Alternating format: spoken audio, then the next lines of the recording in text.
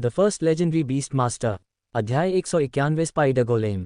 लड़ाई अचानक समाप्त हो गई और हॉक सेना समूह द्वारा एक त्वरित चक्कर लगाने के बाद शवों के बीच उतरा ताकि यह सुनिश्चित किया जा सके कि वे होबगोब्लिन के रास्ते में खो न जाएं।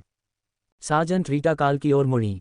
आप जानते हैं, जब आपके पालतू जानवर नई क्षमताएं प्राप्त करते हैं तो थोड़ी सी जानकारी देना अच्छा होगा। काल ने सिर हिलाया। मैंने उनसे भी यही कहा था, लेकिन ये पहली बार है कि राय उस मंत्र को सक्रिय करने में कामयाब रही है। वह कई दिनों से इस पर काम कर रही थी, लेकिन जब तक उसने एलिस को अपना गोलेम मंत्र डालते नहीं देखा तब तक वह इसे सही नहीं कर पाई। मैं स्किल मास्टर को अब काफ़ी समय से सक्रिय कर रहा हूँ, उसे एक नया कौशल सीखने में मदद करने की कोशिश कर रहा हूँ।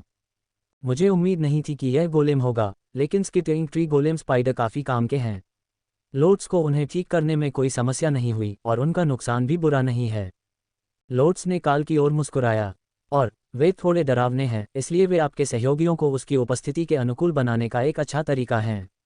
वे मकड़ियों की तरह बने हैं, लेकिन वे वास्तव में मकड़ियां नहीं हैं, इसलिए मुझे लगता है कि सैनिकों को उनसे इतना डरना नहीं चाहिए। रीता ने हंसते हुए कहा, आप मानते हैं कि मकड़ियों का पेड़ राक्षस संस्करण सैनिकों के लिए कम भयानक होगा। हालांकि उन्हें रकबीज मकड़ी की प्रतिष्ठा नहीं है, लेकिन मकड़ी के आकार की कोई भी चीज़ आबादी के एक महत्वपूर्ण हिस्से को डराती है। हालांकि उन्हें अब तक इसकी आदत हो जानी चाहिए।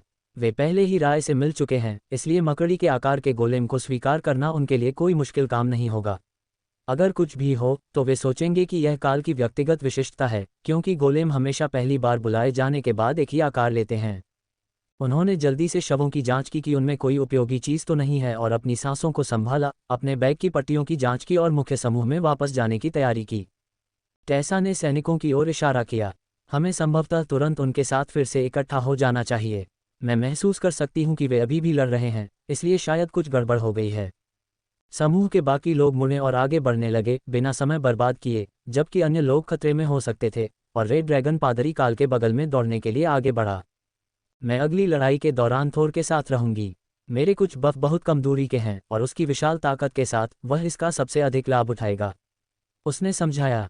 बस कुचले मत जाना, मुझे आपकी शैली पसंद है। काल ने पलक झपकाते हुए उत्तर दिया। काल उस समाशोधन स्थल पर पहुंच गया जहां पहले होबगोब्लिन लड़ रहे थे और पाया कि लड़ाई के खतरे को बहुत कम आंका गया था, जबकि वास्तविक लड़ाई बिल्कुल वैसी ही थी जैसा थोर ने वर्णन किया था। सैनिक जागृत रैंक होबगोब्लिन के एक समूह से लड़ रहे थे, लेकिन उनमें से एक आरोही रैंक गोब्लिन शमन था, जो एक सामान्य गोब्लिन नेता की तरह दिखता था जब तक कि उसने उपचार जादू करना शुरू नहीं कर दिया। होबगोब्लिन ने इसे घेर लिया था और जबकि उनकी संख्या आधी हो गई थी, उपचार उन्हें उम्मीद से कहीं अधिक समय तक लड़ाई में बनाए रख रहा था। थोर, तुम रास्ता जानते हो, टेसा ने प्रोत्साहित किया और लाइटनिंग सेरो ने अपना सिर नीचे किया, काल को पीछे छोड़ते हुए हाथापाई में भाग गया। टेसा उसके ठीक पीछे थी, इसलिए काल ने लड़ाई के दौरान उसका पीछा किया, उन ब्लेडों को दूर भगाया जो उन्हें रोकने की कोशिश कर रहे थे, और स्पाइडर गोलेम को अपनी पीठ पर ले जाने दिया, जिससे रे उसके साथ आगे बढ़ गया। तुम कहाँ जा रहे हो? काल ने सुना एलिस चिल्लाई, लेकिन तब तक बहुत देर हो चुकी थी। वे पहले से ही लड़ाई के केंद्र में थे और गॉब्लिन शमन उड़ रहा था। सचमुच उड़ रहा था, क्योंकि हॉक ने उसे पकड़ लिया था जब थोर ने उसे हवा में फेंक दिया था, और वह शमन को अपने साथ आकाश में खींच रहा था। एक तेज मोड़ ने उसे सैकड़ों किलोमीटर प्रति घंटे की रफ्तार से जमीन की ओर उछाल दिया, जबकि होबगोब्लिन्स ने आश्चर्यजनक आक्रमणकारियों पर क्रोध में दहाड़ लगाए। काल ने श्रेड का उपयोग करके गॉब्लिन्स की एक लहर को काट दिया जो उन्हें पीछे धकेल रहे थे, और शमन जमीन पर पहुंच गया, सीधे थोर के सामने के सींग पर, जो एक पल के लिए प्राणी की पीठ में घुस गया, इससे पहले कि सेरो ने अपना सिर झटका और शरीर को होबगोब्लिन ब्लेड के खिलाफ ढाल के रूप में इस्तेमाल किया। काल ने खुद को मकड़ी के गोले के साथ कंधे से कंधा मिलाकर पाया, जबकि राय उसके पीछे थोर और टेसा के साथ शामिल हो गई, और पादरी उनके घेरे के केंद्र की ओर बढ़ गया। उसके पास एक चेन फ्लेल थी जिसकी पहुंच आश्चर्यजनक थी, और वह इसका इस्तेमाल होबगोब्लिन को थोर की पीठ तक पहुंचने से रोकने के लिए कर रही थी। ऐसा नहीं है कि उसकी पीठ उसके बख्तरबंद सिर से कमज़ोर थी, लेकिन उसके लिए बचाव करना कठिन था।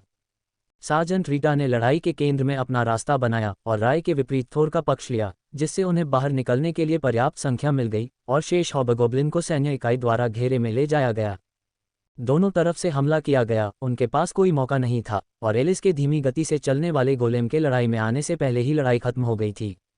इतनी जल्दी वापस आने के लिए धन्यवाद।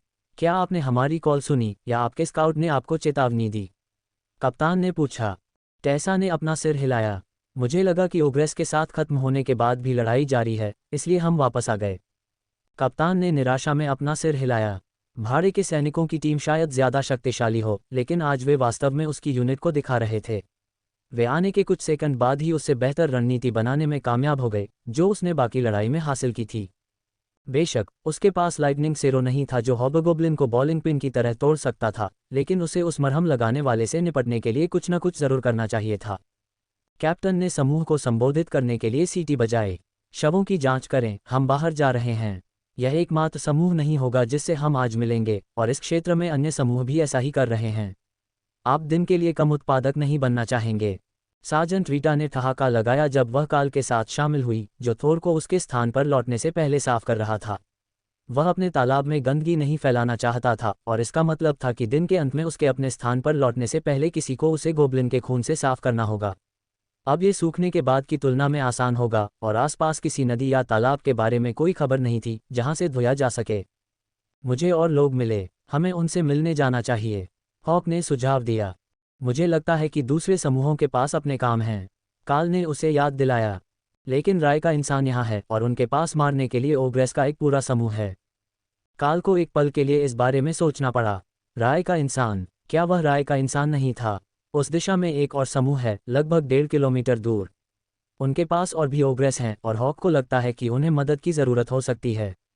काल ने कप्तान को सूचित किया, अगर वह कहता है कि उन्हें मदद की ज़रूरत है तो मुझे उस पर भरोसा है।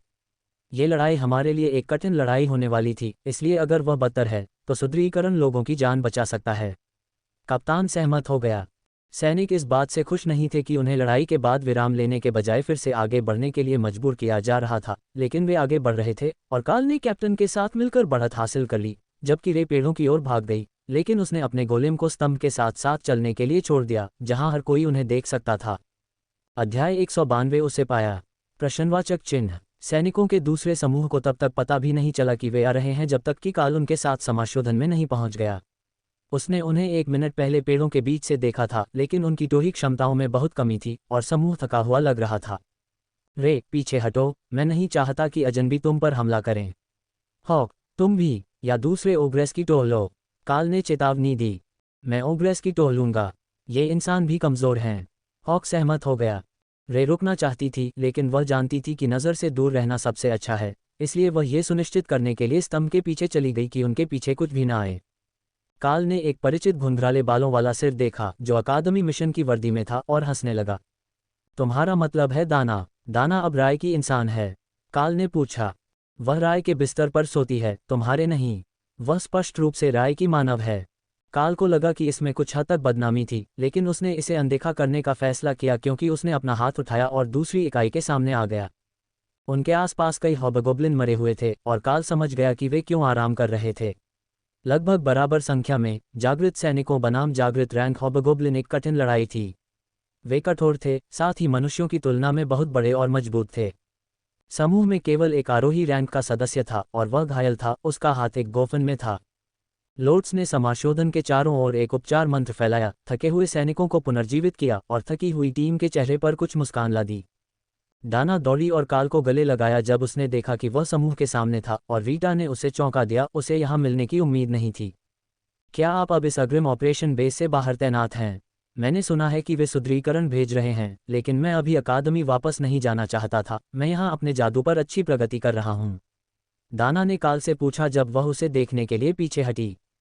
हाँ, हमें यहाँ से संचालन करना चाहिए था जब स्थान उन्नत हो गया था, लेकिन हम एलिस के साथ एक एस्कॉर्ट मिशन पर हैं ताकि क्षेत्र में सैन्य इकाइयों को बड़े खतरों से निपटने में मदद मिल सके।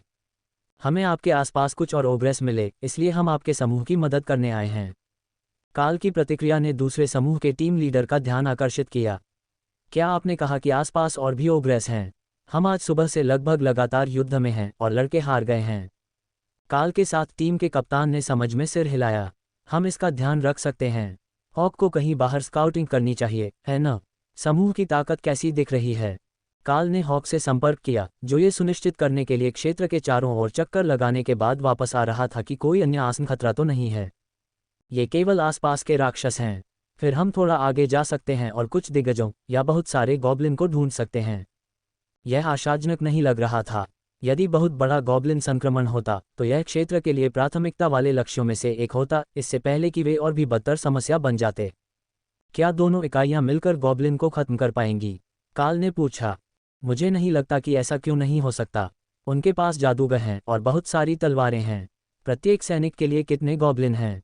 यदि समूह एक साथ हैं तो प्रत्येक सैनिक के लिए 15 से अधिक गॉब्लिन नहीं होने चाहिए। हॉक ने उत्तर दिया। रुको, प्रत्येक सैनिक के लिए 15 गॉब्लिन, यदि दोनों समूह एक साथ हैं? हमें निश्चित रूप से इससे निपटने की आवश्यकता है। हम 300 गॉब्लिन को जंगल में यूं ही भटकने नहीं दे सकते। अगर वे किसी नियमित समूह से मिलते हैं तो वे उसे मिटा देंगे। काल ने पक्षी को याद दिलाया। हॉक को इससे कोई खास चिंता नहीं थी। अगर आप उसे पर्याप्त समय देते तो वह अकेले 300 गोबलिन को मार सकता था, इसलिए वह उन्हें वास्तविक खतरे के रूप में नहीं देखता था, चाहे वे कितनी भी आसानी से मानव गश्ती दल को खत्म कर दें। काल अपने समूह के कप्तान के पास गया, उसके पीछे एलिस और दाना थे। फिर उसने दूसरे टीम लीडर को उनके साथ आने का इशारा किया। सज्जनों, हमारे पास एक समस्या है। पास में एक गोबलिन जनजाति है जिसकी संख्या लगभग 300 है। व्यक्तिगत रूप से वे कमजोर हैं, लेकिन इतनी संख्या के साथ हमें उन्हें सुरक्षित रूप से खत्म करने के लिए मिलकर काम करना होगा, उसने समझाया। एलिस ने सिर हिलाया। उनका काम सैन्य इकाइयों की सहायता करना था, उन्हें बदलना नहीं, इसलिए वे इकाइयों के साथ लड़ेंगे और यह सब खुद करने के लिए स्वेच्छा से नहीं। वह खुश थी कि काल ने यह सबक जल्दी ही सीख लिया था, बजाय इसके कि वह पागलपन भरे, लगभग आत्मघाती मिशनों में स्वेच्छा से भाग ले, इस उम्मीद में कि इससे उसे बाधाओं को पार करने और नई ऊंचाइयों तक पहुंचने में मदद मिलेगी। दूसरे तरीके में कुछ योग्यता थी, और जब आप वास्तव में फंस जाते थे तो कुछ लोग फिर भी इसे आजमाते थे, लेकिन यह नायक की भूमिका निभाने का समय या स्थान नहीं था। उनके पास 2 पूरी सैन्य इकाइयां थीं, और जबकि काल संभवतः दोनों की संयुक्त सैन्य शक्ति से अधिक शक्तिशाली था, फिर भी वे बड़ी संख्या में गॉब्लिन से निपट सकते थे। काल ने स्थिति को वैसा ही समझाया जैसा हॉक ने बताया था, और दोनों टीमों ने गॉब्लिन पर घात लगाने की योजना बनाना शुरू कर दिया, इससे पहले कि वे फिर से आगे बढ़ना शुरू करें। वे अभी भी क्षेत्र में एकमात्र दुश्मन नहीं थे, और यदि वे किसी मजबूत और होशियार से जुड़ने में कामयाब हो जाते तो वे बहुत अधिक खतरनाक हो जाते। आज सुबह ही हम एक शिशु चिमेरा से मिले। यदि गॉब्लिन को ऐसी किसी चीज की मदद मिलती है तो हम वास्तव में मुश्किल में पड़ जाएंगे, दूसरी टीम के नेता ने समझाया। एक चिमेरा? काल ने पूछा। दाना याद करके कांप उठी और सिर हिलाया, फिर अपने भंडारण से एक जहर ग्रंथि निकाली। बिच्छू की पूंछ, ड्रैगन का सिर और शेर के शरीर पर पंख। बिल्कुल भयानक, और दोनों ही जहरीले और जहरीले बादल को सांस लेने में सक्षम। हम तैयार थे, लेकिन फिर भी हम लगभग जीत नहीं पाए, और यह सिर्फ एक शिशु था, बमुश्किल एक घरेलू बिल्ली से बड़ा। वह सहमत हुई। ये थोड़ा शर्मनाक था। एक चिमेरा थोर के लिए एक अच्छा साथी हो सकता है। वे दोनों बड़े और टिकाऊ थे। साथ ही अगर वे शेरों की तरह कुछ होते तो वे लाइटनिंग शेरों का मनोरंजन करने के लिए काफी चंचल हो सकते थे। ठीक है, हम 3 टीमों में विभाजित हो जाएंगे। 2 सैन्य इकाइयां अलग हो जाती हैं और फिर भाड़े के सैनिक। दाना, तुम उनके साथ हो। भाड़े के सैनिकों का समूह हमले का नेतृत्व करेगा, जबकि सैन्य इकाइयां फ्लैंक लेती हैं और उन्हें भागने से रोकने के लिए गोबलिन शिविर को घेर लेती हैं। जब हम स्थिति में होंगे तो हम हमले का संकेत देंगे, इसलिए जब आप करीब पहुंचे तो एक पल के लिए रुकें। काल की टीम के कप्तान ने घोषणा की। एलिस ने सिर हिलाया और बाकी टीम को बुलाया। हमें एक जागृत जादूगर मिल गया है। जब संकेत मिलेगा तो हम नज़दीकी तरफ हमला करेंगे। थोर, काल और स्पाइडर गोलेम अग्रिम पंक्ति में हैं। संख्या के कारण रेंज वाले पीछे नहीं रहेंगे। मैं घेरे से बचने के लिए अपने गोलेम को पीछे रखूंगी, एलिस ने घोषणा की। मैं गोलेम की एक जोड़ी भी बुला सकती हूँ। स्टोन गोलेम, क्या आप उन्हें आगे या पीछे रखना चाहते हैं? दाना ने पूछा। एलिस ने एक पल के लिए इस पर विचार किया। उन्हें आगे भेजो, ज्यादातर लड़ाई वहीं होगी, और अगर कुछ मेरे गोलेम से आगे निकल जाता है तो हमारे साथ कैसा है? वह एक पादरी हो सकती है, लेकिन ज्यादातर योद्धा उसे लड़ाई में नहीं हरा पाएंगे। टेसा थोड़ी निराश दिखी कि वह थोर के साथ नहीं हो सकती, लेकिन जैसे ही एलिस ने योजना का वर्णन करना शुरू किया, उसे एहसास हुआ कि वे केवल कुछ कदम पीछे होंगे। यह उसके नज़दीकी कौशल को सक्रिय करने के लिए पर्याप्त था, और वह सीधे संपर्क वाले लोगों के लिए आगे बढ़कर उसे छूने में सक्षम होगी। लोर्ड्स मंत्र तैयार कर रही थी, युद्ध की तैयारी में उन्हें अपने कर्मचारियों पर परत चढ़ा रही थी। काल को यकीन नहीं था कि वह क्या योजना बना रही थी, लेकिन ऐसा लग रहा था कि वे पहले से ही तैयार थे और किसी लक्ष्य की प्रतीक्षा कर रहे थे। यह विस्तारित मान उपयोग के सहनशक्ति को फैलाने का उसका तरीका हो सकता है, लेकिन उसकी तकनीकें उसकी अपनी थीं। ठीक है, सभी लोग बाहर निकलो, कप्तान ने कहा। सैन्य इकाइयां पहले चली गईं, और फिर भाड़े के सैनिकों का समूह आगे बढ़ने लगा। हर कोई हॉक को संदर्भ बिंदु के रूप में उपयोग कर रहा था, क्योंकि वह गोबलिन जनजाति के ऊपर क्षेत्र का चक्कर लगा रहा था।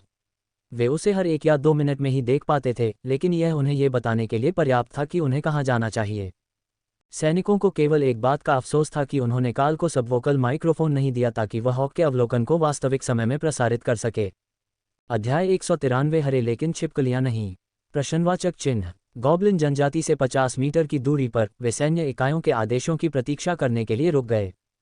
और भी राक्षस आ रहे हैं, तुम लोग बहुत धीमे हो, हॉक ने उन्हें डांटा। क्या आ रहा है? काल ने पूछा, ये सोचकर कि क्या इसे रिले करने की आवश्यकता है। शायद ऑक्स। वास्तव में बड़ी हरी चीजें जो छिपकलियां नहीं हैं। उनमें से लगभग 20। वे आपसे शिविर के दूर की ओर से आ रहे हैं, इसलिए आप उनसे आखिरी में लड़ सकते हैं। काल ने एलिस के हाथ में पकड़े हुए रेडियो में अपडेट फुसफुसाया और बदले में कैप्टन से एक क्लिक मिला, जिससे उसे पता चला कि वह समझ गया है लेकिन अभी बोल नहीं सकता। फिर हमला शुरू करने के लिए एक ही स्वर आया और काल ने थोर के साथ शिविर में आक्रमण का नेतृत्व किया। याद रखें, बहुत दूर नहीं। इस बार हर कोई हमारा पीछा कर रहा है, काल ने उसे याद दिलाया। उसने अपनी तलवार का मुंह सबसे नज़दीकी गार्ड की ओर घुमाया और उसे क्रिकेट की गेंद की तरह मारा, जिससे गॉब्लिन कैंप के बीच से उड़कर एक ढेर में जा गिरा। एलिस ने उसे ऐसे देखा जैसे कह रही हो, गंभीरता से, जब कैंप ने उनका सामना किया और गॉब्लिन ने इकट्ठा होकर उन पर हमला करना शुरू कर दिया। स्पाइडर गोलेम सभी के पीछे से भागे, उन्मत्त गति से गॉब्लिन को चीरते हुए, और हर तरह से उतने ही गंदे थे जितना कि राय ने पहली बार उन पर हमला किया था।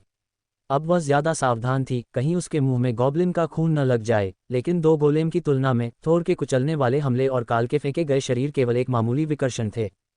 तभी सैन्य इकाइयों ने हमला किया, आगे बढ़ने से पहले मंत्रों की एक लहर के साथ कैंप के किनारे को काटते हुए। ये पाठ्यपुस्तक की तरह एकदम सही था। जब हमला शुरू हुआ तो गॉब्लिन में से एक भी फ्लैंक नहीं देख रहा था और वे दर्जनों की संख्या में गिर गए। काल ने रैंड के साथ गोबलिन्स पर हमला किया, कम शक्ति और अपनी तलवार के चौड़े झटकों का इस्तेमाल करके ऊर्जा के चाप भेजे जो उनकी तरंगों को चीरते हुए निकल गए, जबकि हॉक ने हवा से बहुत बड़े आग के विस्फोट किए। उसने फायरबॉल के बिखरे हुए संस्करण को काम में लिया था और इसका प्रभाव गोबलिन शिविर में भयानक था। फिर स्पाइडर गोलेम 5 मीटर तक बढ़ गए और राय ने पागलों की तरह हंसना शुरू कर दिया। गोबलिन डर गए, लेकिन गोलेम का धीमा होने का कोई इरादा नहीं था।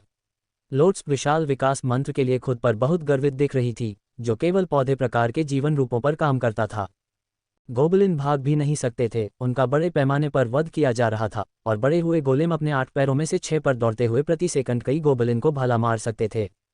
लेकिन ऑक्स यहाँ थे और वे एक अच्छी लड़ाई को मिस करने वाले नहीं थे। सैन्य इकाइयों की चीखें ही थीं जिसने काल का ध्यान आने वाली आपदा की ओर खींचा। 6 ओर्क, हरी चमड़ी वाले मानव जैसे 2.5 मीटर लंबे, लंबी निचली दांतों और काले ड्रेडलॉक के साथ सैन्य लाइनों में घुस आए थे और उनके ब्लेड योद्धाओं की गार्ड क्षमताओं को कांच की तरह चकनाचूर कर रहे थे।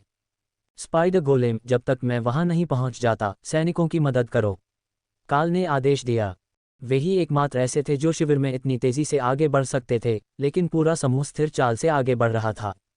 स्पाइडर गोलेम कुछ ही सेकंड में ओर्क्स तक पहुंच गए और सैन्य इकाई ने उन्हें लड़ने के लिए पीछे हटना पड़ा, लेकिन ओर्क्स भी अलग हो गए, 3-1 गोलेम के लिए।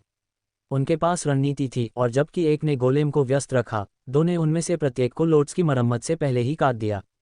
राय हैरान थी, उसके गोलेम उससे ज्यादा टिकाऊ थे, इसलिए अगर वह उनके साथ जाती तो क्या वह भी नहीं कट जाती। जैसे ही ऑक्स वापस सैन्य इकाई की ओर मुड़े, उसने एक और जोड़ी को बुलाया, लेकिन इकाई के फिर से मुसीबत में पड़ने से पहले वे वहां पहुंचने में बहुत देर कर देते। एलिस ने सैन्य इकाई में योद्धाओं की पहली पंक्ति पर एक अवरोध फेंका, लेकिन ये केवल सीमित उपयोग के लिए था क्योंकि ऑक्स स्लैश को जानते थे और आधे हमले उन्हें बाईपास करके उनके पीछे की पंक्तियों पर हमला कर देते थे। उन्हें लड़ने की अनुमति देने के लिए उसे इसे उनकी भौतिक ढालों पर डालना पड़ा, और ऑक्स इतने चतुर या अनुभवी थे कि वे जानते थे कि इसके आसपास कैसे काम करना है। काल को अपनी दिशा बदलने और थोर को ऑक्स पर हमला करने का आदेश देने की आवश्यकता नहीं थी।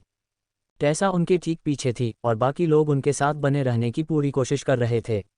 अपनी बढ़ी हुई ताकत के साथ काल हर दौड़ते हुए कदम पर आसानी से 5 मीटर की दूरी तय कर सकता था, गोबलिन रक्षकों के ऊपर से छलांग लगाते हुए, जो उसके बहुत करीब आने पर उसके कदम की ताकत से जमीन पर गिर जाते थे। जैसे ही तीनों स्पाइडर गोलेम्स के साथ करीब पहुंचे, ऑक्स ने खतरे को पहचान लिया, जो अब सामान्य आकार में वापस आ गए थे, उन्हें घेर लिया, और उनमें से सबसे बड़े ने वैसा ही किया जैसा काल को लड़ाई शुरू करने के लिए करना था, और अपने ब्लेड की फ्लेट से निकटतम योद्धा पर झपट्टा मारा, जिससे वह आदमी चैंपियन और काल के बीच युद्ध के मैदान को खाली करने के लिए रास्ते से दूर उड़ गया। उसकी छोटी तलवार इसके लिए बहुत अपर्याप्त होने वाली थी, लेकिन काल को इसका सबसे अच्छा उपयोग करना था, और वह सीधे ऑक चैंपियन की ओर बढ़ा, अपने ब्लेड पर श्रेड और रैंड का उपयोग करते हुए उसे आगे बढ़ाया। ऑक ने बहुत छोटे इंसान को अपनी ओर आते हुए देखा तो वह हंस पड़ा, लेकिन जब उनके ब्लेड मिले तो काल की ताकत से उसकी 2 हाथ वाली तलवार दूर जा गिरी और ऑक चैंपियन के सीने पर गहरा घाव हो गया क्योंकि वह रास्ते से हट गया। अपने निहत्थे युद्ध प्रशिक्षण का लाभ उठाते हुए काल ने ऑक के उतरते ही उसके पैरों को नीचे से बाहर निकाल दिया और पूरी ताकत से वार किया। दोनों ब्लेडों के बीच कौशल का विस्फोट हुआ और संघर्ष के अंत में ऑक ने खुद को निहत्था पाया, उसका एक हाथ छूट गया। लेकिन उसकी दूसरी मुट्ठी ऊपर आए और काल के रिफ्रेशिंग लाइटनिंग बैरियर से टकराई जिससे वह लड़खड़ाकर पीछे गिर गया। उसके बगल में टेसा थोर की पीठ पर बैठी थी, दो ऑक को दूर रखने के लिए अपनी फ्लेल गदा का उपयोग कर रही थी और लगातार अपने और थोर पर वृद्धि मंत्रों को ताज़ा कर रही थी। उसने काल को फिर से बढ़ाया क्योंकि वह गिरे हुए चैंपियन पर वापस हमला कर रहा था, जिसने अपने पैरों पर खड़े होने के लिए एक बड़े हाथ में गिरी हुई ढाल पकड़ ली थी। काल ने अपनी ब्लेड को फिर से आगे बढ़ाया, सीधे ढाल के माध्यम से, और चैंपियन की छाती में उन्हें उनकी टक्कर के बल से वापस जमीन पर गिरा दिया।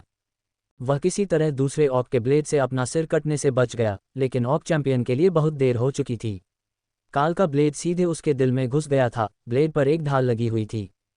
काल ने दूसरे हथियार के लिए हाथ बढ़ाया और ऑक चैंपियन से बड़े आकार का 2 हाथ वाला ब्लेड पाया। ये भारी था, लेकिन उस समय ये बिल्कुल भी मायने नहीं रखता था। काल ने इसे लाइटनिंग बैरियर से घेर लिया और अपने रास्ते में आने वाले अगले हमले को रोक दिया।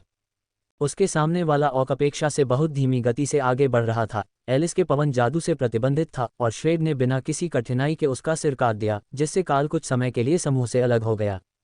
गोलेम्स 2 से निपट रहे थे और थोर ने टेसा के साथ एक और काम किया था, लेकिन बाकी पहले ही गिर चुके थे। ऊपर से संघनित आग के गोले की बौछार ने थोर का सामना कर रहे ऑक को मारा, जिससे उसके पहले से ही क्षतिग्रस्त शरीर में और जलन हुई, और शेरों के सींगों ने उसके सीने पर भला मारा, ठीक उसी समय जब टेसा की चेन में इसने प्राणी के सिर को कुचल दिया। सुनहरे पवित्र प्रकाश से चमकते उस हथियार को कम करके नहीं आंका जा सकता था। काल ने ऑक चैंपियन के ब्लेड को घुमाया, आकार और वजन के अभ्यस्त हो गया और दूसरे ऑक से भिड़ने के लिए आगे बढ़ा। उसे आगे रहने की जरूरत नहीं थी, गोलेम के पास वह था, लेकिन उसे हमला करने के लिए एक अच्छे कोण की जरूरत थी, और एलिस का गोलेम ऑक जितना ही लंबा था, जिससे हमला करना असंभव था। जादूगरों को भी यही समस्या हो रही थी। भीड़भाड़ वाली लड़ाई में किसी भी चीज पर सीधा हमला करना चुनौतीपूर्ण था, खासकर जब आप सुरक्षित दूरी बनाए रखने की कोशिश कर रहे हों। काल ने खुद को ऑक से कुछ मीटर की दूरी पर पाया जब उसने अपने नए खरीदे गए ब्लेड को नीचे की ओर घुमाते हुए उन पर अपना अगला रैंड हमला किया। हमला हुआ और पहले से सुस्त ब्लेड एक हल्की लाल रोशनी के साथ चमकने लगा। काल के हाथ में यह अधिक स्वाभाविक लगा, जैसे कि उसने वर्षों से इस हथियार का इस्तेमाल किया हो। दूसरे ऑक को घेर लिया गया था। काल के लिए हमला करने के लिए कोई आसान जगह नहीं थी, इसलिए उसने गोबलिन जनजाति की ओर रुख किया और जमीन से 1 मीटर ऊपर शिविर में रैंड की एक लहर भेजी। जैसे ही गोबलिन विनाश की लहर में गिरे, ब्लेड और चमक गया, और फिर काल कांप उठा क्योंकि शक्ति की एक लहर उसके अंदर से बह रही थी। वह निश्चित रूप से नहीं कह सकता था, लेकिन ब्लेड को ऐसा लगा जैसे वह गोबलिन की जीवन शक्ति चुरा रहा था और उसका थोड़ा सा हिस्सा उसके पास स्थानांतरित कर रहा था, जो फिर उसके जानवरों में प्रवाहित हो रहा था। अध्याय 194 हेड काउंट। प्रश्नवाचक चिन्ह। युद्ध समाप्त हो चुका था। गोबलिन जनजाति और आक्रमणकारी ऑक सभी मर चुके थे, लेकिन गंभीर कीमत चुकाए बिना नहीं। यहाँ तक कि मौजूद 4 मौलवियों के उपचार जादू से भी दूसरे समूह के 5 सदस्यों को नहीं बचाया जा सका जिन पर ऑक्स ने हमला किया था। वे एक ही हमले में मारे गए थे, उन्हें ठीक करने या उनकी जान बचाने का कोई समय नहीं था। Head count. काल के समूह के कप्तान ने थके हुए स्वर में पूछा। एक व्यक्ति मारा गया, गंभीर रूप से घायल और स्वस्थ हो रहा है, उनके मौलवी ने उत्तर दिया। मेजर सहित 5 लोग मारे गए, 2 घायल हैं, दूसरे मौलवी ने उत्तर दिया। कप्तान ने आह भरी और अपना सिर हिलाया। ऑक का वह हमला बहुत ज्यादा था। जिस क्षण से उन्होंने कुछ सेकंड में 2 आरोही गोलेम को मार डाला था, उसे पता था कि हताहत होंगे, लेकिन मेजर को खोना, यहाँ का दूसरा आरोही योद्धा, अप्रत्याशित था। दूसरा समूह उसके बिना अकेले आगे नहीं बढ़ सकता था।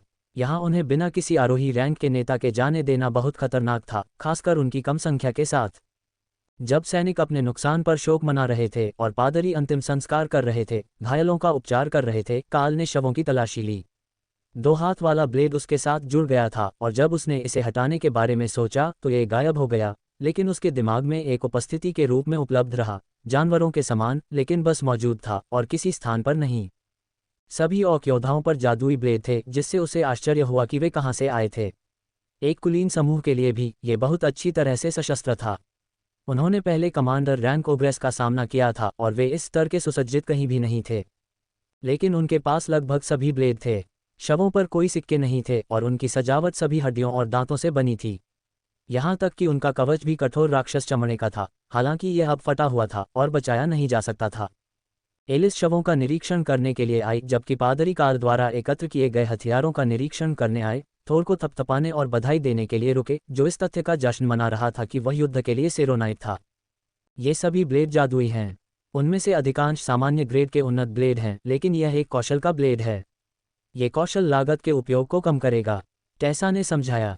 कार्ल मुस्कुराया। ये दूसरी बार था जब उसने उस प्रभाव को देखा था, और दूसरा ब्लेड बॉब मैकेंजी के हाथों में था। क्या आपको इसकी ज़रूरत थी, एलिड? जब कप्तान ने कार्ल से मुस्कान देखी तो उसने पूछा। कार्ल ने अपना सिर हिलाया। मैंने चैंपियन से जो 2 हाथ वाला ब्लेड लिया था उससे मैं जुड़ गया। टेसा ने एक आकर्षक इशारा किया और कार्ल ने उसे सौंपने के लिए निकाल लिया।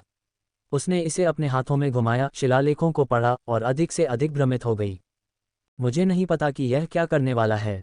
इसमें लिखा है कि इस प्रभाव को चैंपियन की रीपिंग कहा जाता है, लेकिन इसका कोई विवरण नहीं है और अन्य रून बहुत ज़्यादा समझ में नहीं आते हैं। वे ऑकिश में हैं, सामान्य जादुई भाषा में नहीं, लेकिन मैं कम से कम उनसे थोड़ा परिचित हूँ। उसने समझाया। ठीक है, मुझे पता है कि यह क्या करता है। ये जीवन की कमी का एक रूप है, कार्ल ने समझाया। टेसा ने सिर हिलाया, फिर ब्लेड वापस दे दिया। जीवन की कमी अच्छी है। क्या यह उपचार या मजबूती देने वाला है? मुझे लगता है कि यह मजबूत करने वाला है। मैं शुरू में घायल नहीं था, लेकिन यह उपचार जैसा नहीं लगा, कार्ल ने जवाब दिया। यह आपके लिए और भी बेहतर हो सकता है, कम से कम अभी के लिए। आपके साथ एक पूरी टीम है और रिफ्रेशिंग लाइटनिंग है जो धीरे धीरे आपको अपने आप ठीक करती है। इसलिए एक स्टैकिंग कॉम्बैट डैमेज प्रभाव होने से आप लड़ाई में ज़्यादा प्रभावी बनेंगे। हमें इन शवों की अधिक बारीकी से जांच करनी होगी, क्योंकि मुझे लगता है कि वे शिखर पर चढ़े हुए ऑक्स के करीब हो सकते हैं, लेकिन अगर कमांड ये तय करता है कि वे कम कमांडर रैंक के थे, तो सभी के लिए अतिरिक्त पुरस्कार होंगे, जिसमें शहीदों के परिवार भी शामिल हैं। टेसा ने घोषणा की। मैं उन्हें स्टो भी कर सकती हूँ ताकि हम उन्हें बेस कैंप में छोड़ सकें और कोई और तय कर सके, कार्ल ने सुझाव दिया। एलिस ने अपना सिर हिलाया। जब तक कि जानवरों में से कोई उन्हें नहीं चाहता, तब तक कोई ज़रूरत नहीं है। वे इस मामले पर टेसा के फैसले को स्वीकार करेंगे। लड़ाई का नतीजा उनके लिए यह समझने के लिए पर्याप्त होना चाहिए कि यह स्थिति कितनी खतरनाक थी, खासकर जब वे किसी अन्य लड़ाई के बीच में हमला करते हैं। चारों पादरियों ने शवों की जांच की, उनके चेहरे पर गंभीर भाव थे। हम कहेंगे कि 2 कमांडर रैंक के ऑक और 4 उच्च आरोही थे। इसकी सूचना बेस कैंप को देनी होगी। यह क्षेत्र के लिए खतरे के आकलन से बहुत दूर है। उनकी सेना इकाई के साथ आए पादरियों ने घोषणा की। कैप्टन ने सिर हिलाया और कमांड को संदेश भेजना शुरू किया। उन्होंने जो भी जवाब दिया, उसके साथ उन्होंने सिर हिलाया और फिर उनका चेहरा गंभीर हो गया। वे कहते हैं कि खतरे की रेटिंग के बाहर राक्षसों के कोई अन्य संकेत नहीं है, इसलिए हमें इकाइयों को मिलाना है और अपने मिशन को जारी रखना है। उन्होंने समूह को सूचित किया। ये बिल्कुल वैसा नहीं था जैसा कि दूसरा समूह सुनने की उम्मीद कर रहा था। उन्होंने अभी अभी अपनी आधी टीम, करीबी दोस्तों और साथियों को खोया था। मिशन को जारी रखना आज वे आखिरी काम करना चाहते थे। सबसे पहले जो करने की जरूरत थी, वह था सैनिकों के लिए उचित कब्र खोदना और उनकी आपूर्ति को फिर से वितरित करना। सौभाग्य से उनके पास कुछ कुशल जादूगर थे जो जादू से उचित कब्र खोद सकते थे, जबकि थोर ने अपने सींगों का उपयोग करके शिविर के बीच में कई विशाल ढेरों में गोबलिन को फेंक दिया। उसने अपने ऊपरी सींगों का उपयोग फावड़े की तरह किया, क्योंकि गोबलिन लहरों में मर गए थे। उसने उन्हें ढेर में एक साथ धकेल दिया, इतना पास इकट्ठा किया कि वे जल जाएं और क्षेत्र को साफ कर दें। यूनिट अंतिम संस्कार के लिए एकत्र हुई, नागरिकों के साथ व्यवस्थित पंक्तियों में खड़ी थी। इकाइयों से जुड़े पुजारियों ने शवों को नीचे उतारने से पहले एक स्तुति दी और सैनिकों ने कब्र को फिर से भर दिया। जब सब कुछ खत्म हो गया तो उन्होंने गोबलिन के ढेर में आग लगा दी और दूसरी टीम ने ऑर्क्स के पूरी तरह से लूटे गए शवों को ढेर के ऊपर फेंक दिया। आग जलने के बाद हॉक गश्त पर वापस चला गया, ये देखने के लिए कि आग से उनकी स्थिति में कौन आएगा। कई राक्षस या तो गंध या धुएं के लिए आते थे और वे घिरे हुए नहीं रहना चाहते थे। पूर्व दिशा साफ है। यदि आप उस तरफ जाते हैं तो आप आने वाली चीज़ों से दूर हो सकते हैं और फिर ओग्रेस के एक छोटे समूह कमज़ोर लोगों से लड़ सकते हैं, हॉक ने सुझाव दिया। मेरे लिए काफ़ी करीब, कार्ल ने संदेश प्रसारित किए और कप्तान ने सभी को आगे बढ़ने के लिए कहा। आने वाली आसान लड़ाइयों के वादे के साथ युद्ध के मैदान से दूर चले गए। ये बहुत ज़्यादा नहीं था, लेकिन उन्होंने मान लिया कि इस लड़ाई से कुछ बेहतर होना चाहिए। 15 मिनट के बाद वे ओग्रेस, 3 किशोर जागृत रैंक के पुरुषों से मिले, जिन्हें क्रोधित और दुखी सैनिकों ने अपनी पूरी ताकत से मार डाला। ये काम करने लगा और एक बार लड़ाई खत्म हो जाने के बाद वे अधिक केंद्रित थे और रात के लिए बेस कैंप में वापस जाने का समय आ गया था। फॉरवर्ड कमांड ने उन्हें लौटने से नहीं रोका था और यूनिट को रात के लिए सामान्य स्थिति की आवश्यकता थी, इसलिए कप्तान ने शिविर के लिए वापस मुड़ लिया, अंधेरे से पहले वहां पहुंचने का इरादा किया। अध्याय 195 बेस पर वापसी। प्रश्नवाचक चिन्ह। हॉक बेस पर वापस आते समय लगातार तो ही करता रहा और काल को एहसास हुआ कि जैसे जैसे वे बेस के करीब पहुंचते गए, राक्षस कम होते गए और कमजोर होते गए। कॉमन ग्रेड पर 5 और 10 गॉब्लिन के समूह, एक अकेला छिपकली वाला और उस स्तर पर खतरे, ये सब बेस के शॉर्ट रेंज स्काउट्स को मिल सकते थे। लेकिन जितना दूर वह बेस से उड़ता गया, राक्षस उतने ही मजबूत और अधिक संख्या में होते गए। तो समस्या यह नहीं थी कि उन्हें अप्रत्याशित राक्षस मिले थे, बल्कि यह थी कि बेस ने जो सीमित टोही की थी, उससे उन्हें उस क्षेत्र में मौजूद राक्षसों के बारे में उचित उम्मीद नहीं थी। कैप्टन ने भी यह निर्धारित किया था और जैसे जैसे वे बेस के पास पहुंचे, हर कोई बेस कमांडर और खुफिया प्रमुख के साथ चर्चा करने के उनके संकल्प को देख सकता था। उन्होंने क्षेत्र के ऊपर कई हेलीकॉप्टर उड़ाए थे, उन्हें कुछ हद तक अंदाजा होना चाहिए था कि वहां क्या था, लेकिन ऐसा लग रहा था कि कोई भी खिड़कियों से बाहर नहीं देख रहा था। कैंप के किनारे पर उन्हें एक सप्लाई सार्जेंट ने क्लिपबोर्ड हाथ में लेकर मुलाकात की। कैप्टन, क्या आप रात के लिए अंदर हैं? इस समय हमारी बैरक पूरी तरह भरी हुई है, 3 रैक वाली। क्या आपको बेस के किनारे पर सेटअप करने के लिए कहना बहुत ज़्यादा होगा? हमारे पास और भी बैरक टेंट हैं, लेकिन उन्हें रखने के लिए कोई जगह नहीं बची है। काल ने बैरक के टेंट में से एक के अंदर खुरदरे फैले हुए कैनवास के खाटों को देखा और आह भरी। एलिस, पेड़ों में स्काउटिंग पोजीशन बनाने की अनुमति है, उसने अनुरोध किया। सप्लाई सार्जेंट ने सोचा कि यह एक बढ़िया विचार है क्योंकि वह जानता था कि उनके पास अच्छे स्काउट्स की कमी है, जबकि एलिस को पेड़ पर मकड़ी के जाले में सोने का विचार बिल्कुल भी पसंद नहीं था। लेकिन अधिशेष सस्ते ब्रांड के खाटों को देखने के बाद उसका मन बदल गया। कैप्टन, मेरी टीम शाम के लिए एक ऊंचे स्थान पर सेटअप करेगी। हम कल गश्त के लिए नाश्ते के बाद फिर से आपके साथ जुड़ेंगे, उसने घोषणा की। समझ गया। यूनिट, बैरक की आपूर्ति ले लो और काम पर लग जाओ। मैं चाहता हूं कि जब तक मैं अपनी मीटिंग से वापस आऊं, तब तक सब कुछ सूख जाए और गर्म हो जाए, ताकि वे सब कुछ ठीक से सेट हो जाए और चूल्हा जल जाए, कैप्टन ने घोषणा की। आसपास के सैनिकों ने बेस कमांडर और कमरे में मौजूद किसी भी अन्य व्यक्ति के प्रति संवेदना व्यक्त की। बेस के किसी भी सैनिक को नहीं पता था कि उसके मिशन पर क्या हुआ था, लेकिन ये स्पष्ट था कि वह इससे खुश नहीं था। जब अन्य लोग काम पर लग गए, तो एलिस ने काल की ओर गंभीर नज़र से देखा। हम इस मामले में तुम पर भरोसा कर रहे हैं, हमें निराश मत करो। हॉक ने पहले ही पेड़ चुन लिया था और राय ने नया किला बनाने का काम शुरू कर दिया। फिर से, यह उस क्षेत्र के सबसे ऊंचे पेड़ पर था जहां तक वह पहुंच सकती थी, और पत्तियों में घुल मिल गया था, कुछ शाखाओं को ढकने के लिए नीचे खींच लिया गया था। वह शिविर के किनारे से 100 मीटर की दूरी पर ही सेट हो गई थी, लेकिन काल को संदेह था कि बेस में किसी ने भी इस पर ध्यान दिया होगा। वे जमीन पर नजर रख रहे थे और सिर्फ कैंप के आसपास के इलाके पर, जो एक सुदूर स्थान के लिए एक भयानक रक्षात्मक विकल्प था, जो कि गोबलिन्स के सरल सोच के स्तर के बराबर था। काल बता सकता था कि वह अकेला नहीं था जो सोच रहा था कि यहाँ कौन प्रभारी था और उन्हें ये काम कैसे मिला। आगे के ठिकानों को हमेशा सेना द्वारा चलाया जाता था, लेकिन हर अधिकारी डेस्क के पीछे रहने के अलावा कहीं और रहने के लिए उपयुक्त नहीं था। ये संभव था कि उन भूमिकाओं में से किसी एक में किसी को पदोन्नति के लिए, अनुभव के लिए यहाँ भेजा गया था और वे बस चीज़ों को गड़बड़ कर रहे थे। समूह को नीचे से देखते हुए राय को समाप्त करने में केवल कुछ मिनट लगे और एलिस ने आखिरकार देखा कि उनके समूह में अब 5 नहीं बल्कि 6 लोग थे। उसने दाना को एक जिज्ञासु नज़र से देखा, जिसका जवाब दाना ने सबसे अच्छे विनती भरे चेहरे के साथ दिया। स्वयंसेवकों और भाड़े के सैनिकों को अपना तंबू लगाना पड़ता है, हम सैन्य इकाइयों से जुड़े नहीं हैं। जब यहाँ बहुत जगह है तो आप मुझे मिट्टी में सोने नहीं देंगे, है ना? उसने विनती की। एलिस ने काल की ओर मुस्कुराकर सिर हिलाकर स्वीकृति व्यक्त की। ठीक है, तुम अगली सूचना तक हमारे साथ हो। मुझे यकीन है कि राय ने तुम्हारे लिए पर्याप्त जगह बनाई होगी। मुझे पता है कि तुम दोनों अच्छे दोस्त हो। इससे दाना को हंसी आ गई, उसे वह सारी बार याद आ गई जब राय ने अपनी निजी शिक्षिका जिल को उन्हें जगाने से रोकने के लिए जाल से बांध दिया था। रे ने रस्सी की सीढ़ी रे भेजी और पूरे समूह ने आह भरी, यह महसूस करते हुए कि उनका किला पेड़ की कितनी ऊंचाई पर बना हुआ था। ये कैसा रहेगा? सीढ़ी को पकड़ो और मैं रे को इसे किले में ऊपर खींचने के लिए कहूँगा ताकि आपको चढ़ना न पड़े। ये सभी के लिए तेज और आसान होगा, काल ने सुझाव दिया। ये भी एक अस्पष्ट विचार लग रहा था, रेशम से बनी रस्सी की सीढ़ी पर 1 दर्जन मंजिल ऊपर हवा में खींचा जाना, लेकिन ये सीढ़ी चढ़ने से बेहतर था।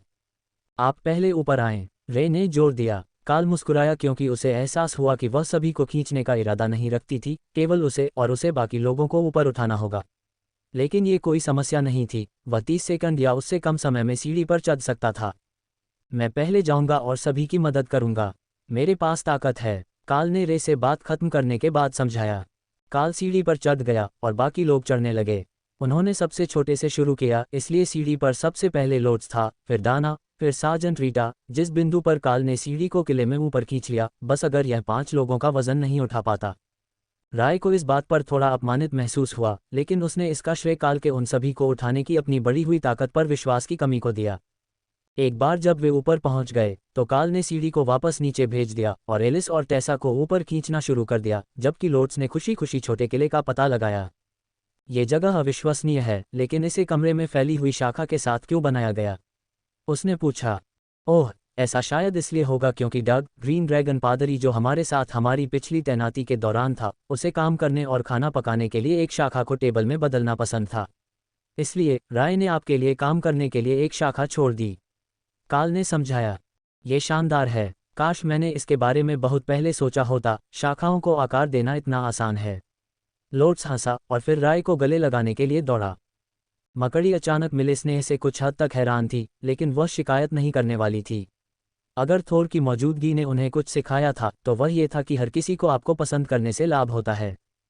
काल ने आखिरी 2 को ऊपर लाना समाप्त किया और एलिस ने किले के चारों ओर देखा। ये जलरोधक है, हवा को कम रखने के लिए एक डबल बाहरी आवरण, एक खाना पकाने की मेज, सोने के लिए बहुत सारे स्प्रिंगदार जाल और चारों ओर ढीली बुनी हुई खिड़कियां हैं, इसलिए हम इस स्थिति से स्काउट कर सकते हैं। मुझे कहना चाहिए, यह एक अद्भुत आधार है, रे। एलिस ने उसे बधाई दी। मकड़ी ने उसे सिर पर धक्का दिया, फिर दोपहर के लिए अपने खुद के मांद में आराम करने के लिए वापस अपने स्थान पर गायब हो गई। लगभग सूर्यास्त हो चुका था और वह पूरी तरह से अंधेरे के बाद निगरानी करने से पहले कुछ अच्छी नींद लेना चाहती थी। बाज ने पेड़ के सबसे ऊपर एक घोंसला बनाया था, जहां से वह उनके आसपास चल रही हर चीज को देख सकता था और किसी भी शक्तिशाली राक्षस पर नजर रख सकता था जो बहादुर हो गया और शिविर के पास आ गया। ठीक है, यहाँ आपका निगरानी कार्यक्रम है। हम जोड़े में निगरानी करेंगे क्योंकि हम 6 लोग हैं। मैं दाना के साथ सुबह की पहरेदारी करूंगा, दूसरी पहरेदारी रीटा और लोड्स की होगी, तीसरी पहरेदारी काल और टेसा की होगी। ये समझ में आया। उन्हें प्रत्येक पहरेदारी पर एक योद्धा और एक कास्टर देना सबसे अच्छा था, ताकि हमला होने पर उनके पास मौजूद कौशल विविधतापूर्ण हो सकें। काल ने सहमति में सिर हिलाया। हॉक पूरी तरह से अंधेरा होने तक पहरेदारी करेगा, फिर राय उसे संभाल लेगी, क्योंकि उसे देखने के लिए किसी रोशनी की जरूरत नहीं है।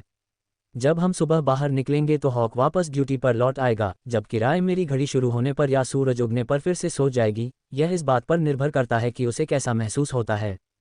एलिस इस पर मुस्कुराए। उसके अनुमान में राय थोर के कुत्ते की बिल्ली थी, जो बहुत ज्यादा सनकी और आकस्मिक रूप से हिंसक थी।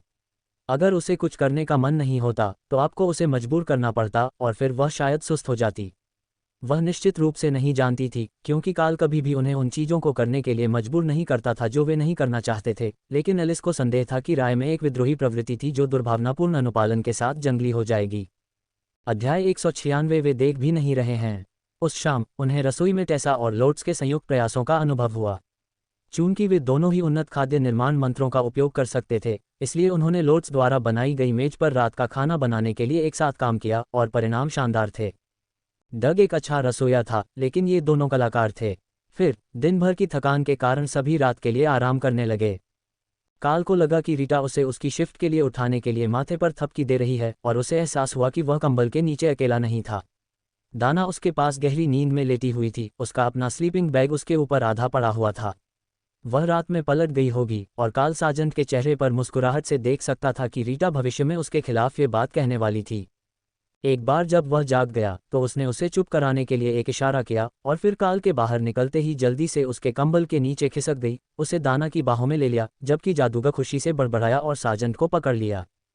काल ने टेसा के साथ पहरेदारी की और देखा कि पादरी की आंखें सुनहरी थीं, बिल्कुल हॉक की तरह। पवित्र जादू से चमकती हुई नहीं, बल्कि जाहिर तौर पर किसी तरह के मंत्र से बड़ी हुई ताकि वह अंधेरे में बेहतर देख सके। तुम्हारी रात की दृष्टि कैसी है? उसने फुसफुसाते हुए पूछा जब लोड्स रीटा और दाना के बगल में बिस्तर पर रेंग गया।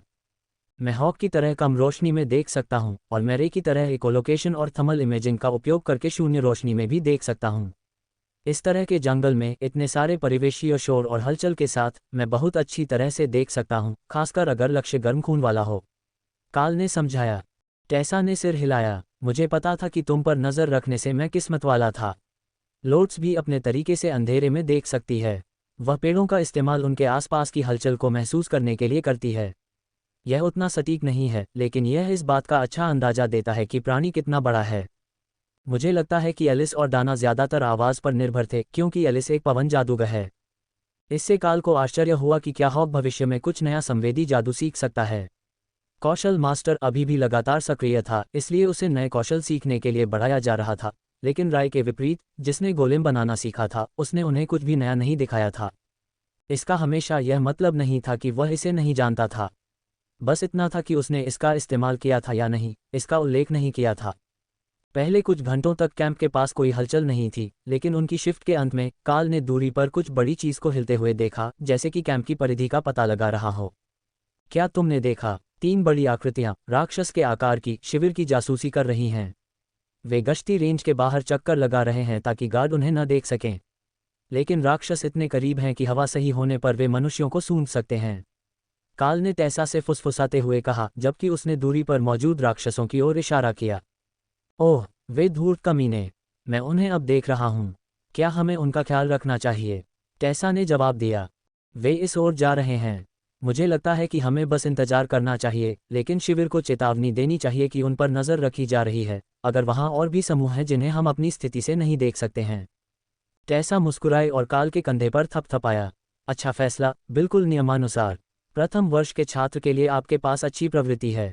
काल ने आह भरी, क्योंकि उसे एहसास हुआ कि अधिक अनुभवी पादरी ये देखने के लिए उसका परीक्षण कर रहा था कि उसकी प्रतिक्रियाएं क्या होंगी। लेकिन काल को जंगल में काम करने के तरीके की आदत हो रही थी, क्योंकि वह कुछ हफ्तों से एक ऐसे समूह के साथ यहाँ था जो अपनी योजना को किसी स्पष्ट नेतृत्व कार्य में नहीं बदल रहा था।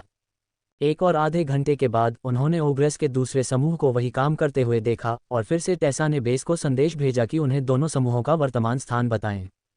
उन्होंने स्काउट्स को बाहर नहीं धकेला था, जो काल को अजीब लगा। लेकिन अगर वे अंधेरे में नहीं देख सकते थे, तो वे शायद तब तक इंतजार कर रहे थे जब तक कि लड़ना सुरक्षित न हो जाए। टेसा ने भोर से ठीक पहले खाना बनाना शुरू कर दिया, जब उसे पता था कि बाकी लोगों को आधे घंटे में उठना होगा। गंध ने उन्हें जगा दिया, जैसा कि इरादा था, और काल देख सकता था कि बाकी यूनिट अभी ऊपर की ओर बढ़ना शुरू कर रही थी। लेकिन शिविर में रसोई पहले से ही कड़ी मेहनत कर रही थी, दिन के लिए तैयार हो रही थी। नाश्ते का पहला बैच तैयार था। सभी टीम के सदस्य 1 घंटे में चलने के लिए तैयार रहें।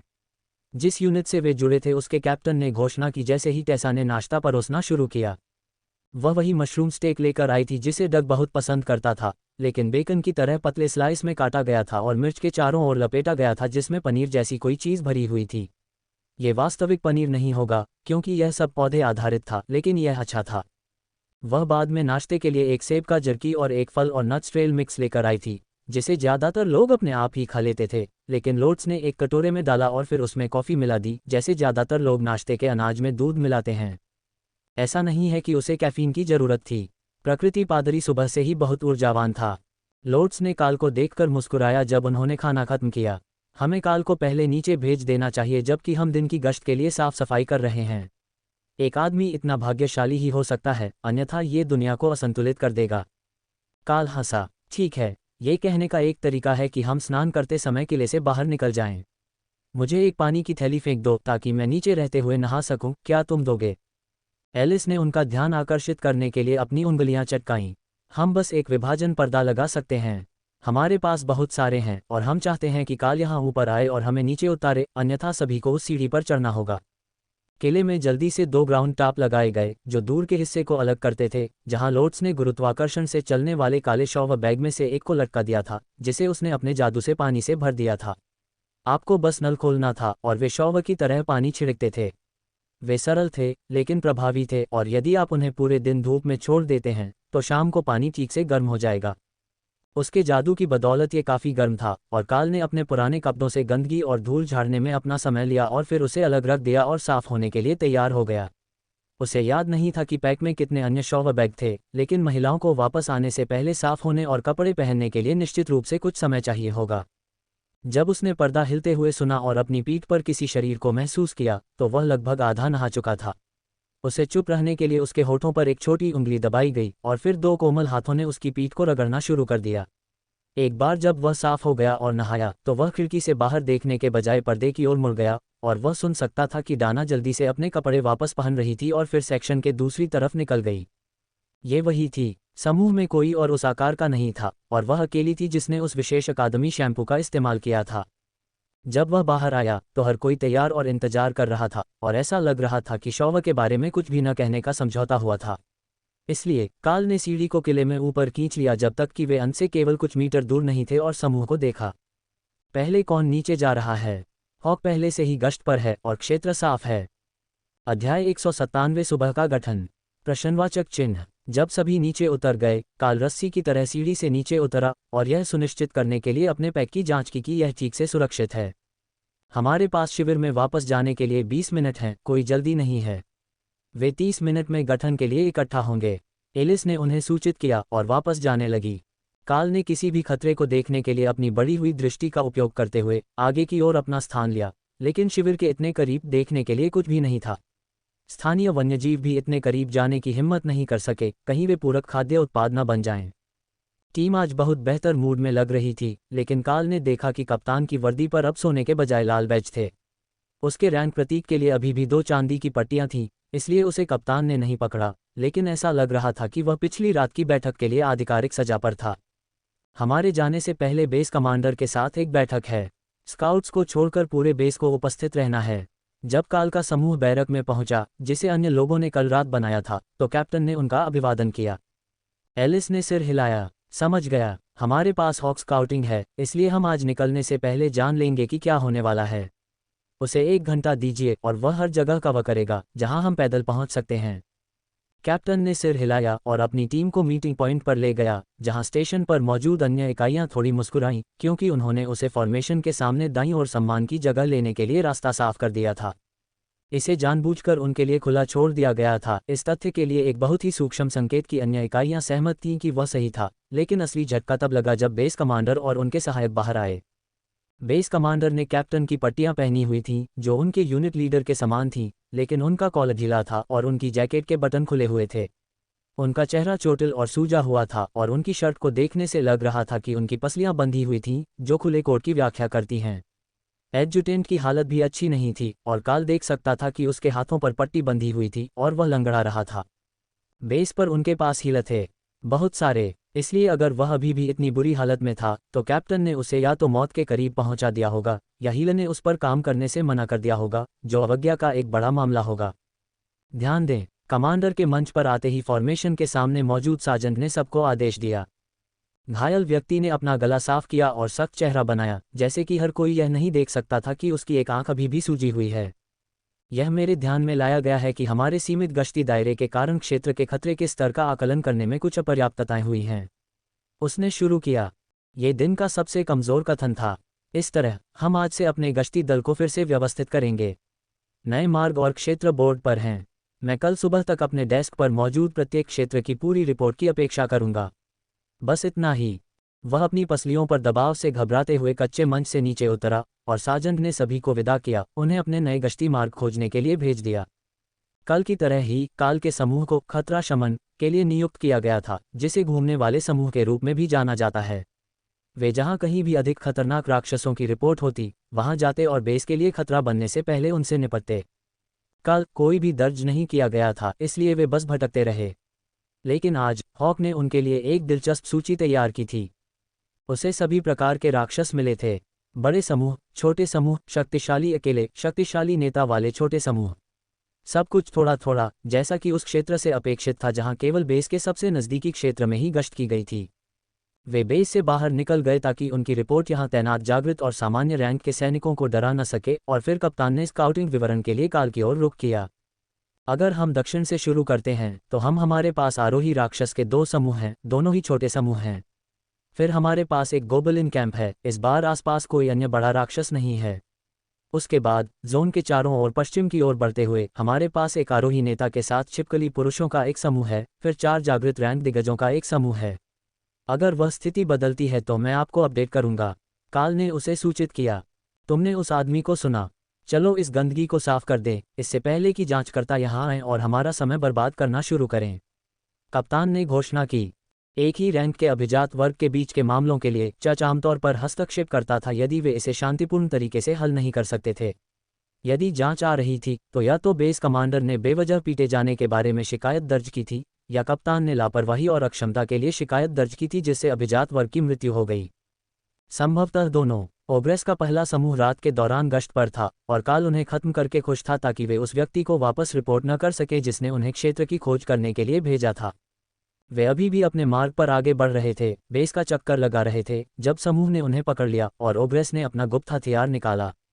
वे कहीं से एक सैन्य जारी दंगा ढाल प्राप्त करने में कामयाब रहे थे, संभवतः एक समूह से जिसे भागने के लिए मजबूर किया गया था, और दोनों में से बड़ा सीधे काल पर हमला किया। काल ने अपना नियमित ब्लेड म्यान में छोड़ दिया और बंधे हुए ब्लेड को निकाल लिया, बड़े लक्ष्य से बेहतर तरीके से निपटने के लिए 2 हाथ वाली तलवार। उसने इसे श्रेड से चार्ज किया और अपनी बढ़ी हुई ताकत का इस्तेमाल चार्जिंग ओब्रे की ढाल पर वार करने के लिए किया। जैसा कि एक जागृत ग्रेट दंगा ढाल से उम्मीद की जानी चाहिए थी, इसे विशाल ब्लेड द्वारा आसानी से आधे में काट दिया गया, जिससे ओब्रे का निचला हाथ भी कट गया। फिर काल ने ओब्रे के क्लब के नीचे झुकने के लिए अपना कंधा नीचे किया और अपने से दुगने लंबे प्राणी पर कंधे से वार करने का अपना सर्वश्रेष्ठ प्रदर्शन करने के लिए आगे बढ़ा। फिर उसने थोर को बुलाया और सेरो दूसरे ओब्रे के पीछे दिखाई दिया, जो चौंक गया और थोर की पूंछ की आने वाली गेंद पर हमला करने लगा, जिसने ओब्रे के शरीर में क्रूरतापूर्वक भूकंप प्रसारित किया।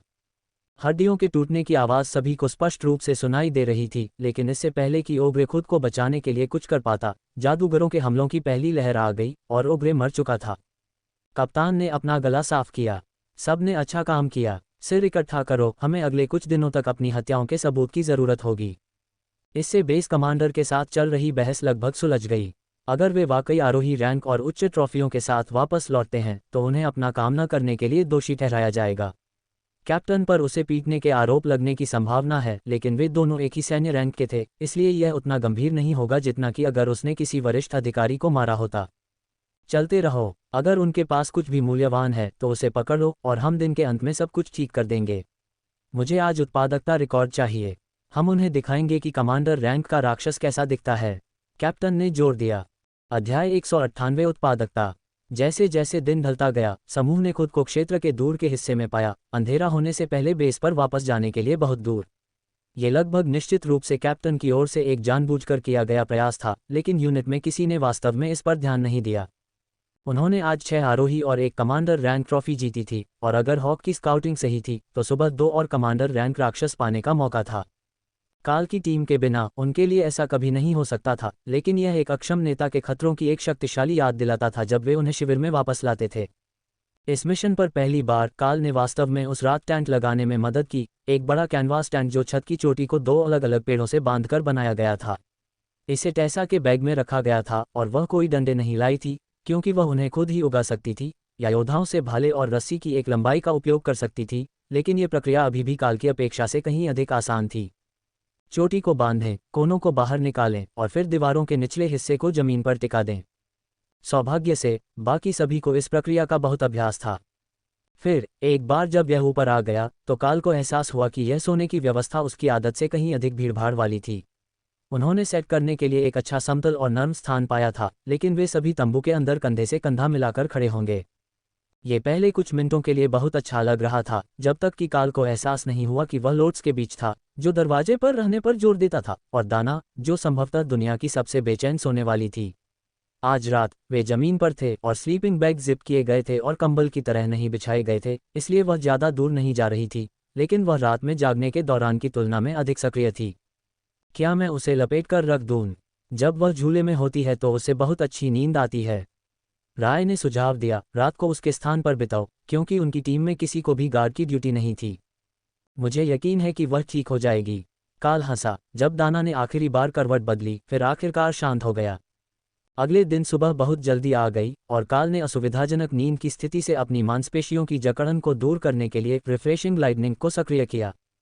ये सिर्फ धोखा है। मुझे यकीन नहीं है कि क्यों, लेकिन मुझे ऐसा लगता है कि किसी ने मेरी नींद में मुझे पीटा है। दाना ने अपने स्लीपिंग बैग को वापस अपने गियर में पैक करते हुए बुदबुदाया। लोड्स उसकी शिकायत पर हंसा। क्या हमें आपको सोते समय स्थिर रखने के लिए किसी को नियुक्त करने की ज़रूरत है? आप कल रात 1 घंटे तक करवटें बदलते रहे, फिर आप शांत हो गए। दाना ने अपना सिर हिलाया। बस कुछ दिन अजीब रहे हैं। आज रात मैं ठीक हो जाऊंगा। टीम ने खाना खाने के लिए इकट्ठा होकर उन जगहों की जांच करने की योजना बनाई जहां हॉक आज सुबह स्काउट करने गया था। अगर कुछ खास नहीं बदला है तो उन्हें दोपहर के भोजन से पहले जोन में कम से कम 1 या 2 और आरोही या उच्च रैंक वाले जानवर मिल जाने चाहिए। उसके बाद यह उस व्यक्ति पर निर्भर करेगा जिसने रिपोर्ट में उन्हें और अधिक खतरनाक लड़ाइयों में भेजने के लिए कहा था। जैसे ही सब कुछ पैक हो गया, वे निकल पड़े और हॉक ने उन्हें सुबह के अपने मुख्य लक्ष्य, कमांडर रैंक जायंट 6 जागृत रैंक ऑग्रेस के साथ ले गया। एलिस के साथ, उन्हें जायंट के साथ बहुत अधिक समस्या नहीं होनी चाहिए और नियमित सैन्य इकाई 6 जागृत ऑग्रेस का सामना कर सकती थी, अब जब उनके पास कमज़ोर इकाई से सुदृढ़ीकरण था। इसलिए लक्ष्य की ओर बढ़ते समय उनका उत्साह बहुत अधिक था। शिकारी हैं, चोर को मार डालो, दुष्ट, हॉक ने चेतावनी दी। शांत हो जाओ, वे कैसे दिखते हैं? क्या वे हमसे कमांडर रैंक जायंट को भी मार सकते हैं? काल उत्तर दिया।